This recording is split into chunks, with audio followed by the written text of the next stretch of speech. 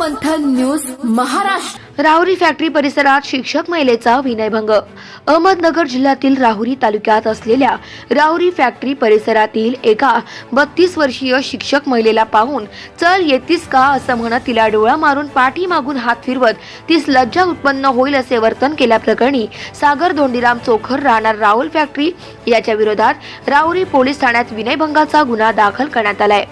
तालुक्यातील राहुरी फॅक्टरी परिसरातील 32 वर्षीय शिक्षिका नोकरीवर जाण्यासाठी घरामधून निघून जिन्याने खाली उतरत असताना जिना खालून आरोपी सागर चोखर वर येत असताना त्यांनी फिर्यादीला पाहून डोळा मारून पाठीमागून हात फिरवून चल येतीस का असा म्हणून लज्जा उत्पन्न होईल असे वर्तन केले।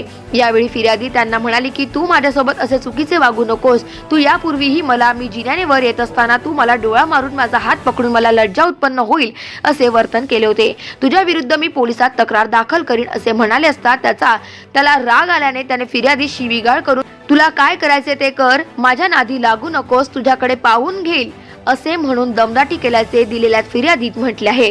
या घटनेचा तपास पोलीस निरीक्षक संजय ठेंगे यांच्या मार्गदर्शनाखाली पोलीस करीत आहे। सार्वमंथन न्यूज महाराष्ट्र, राहुरी, अहमदनगर।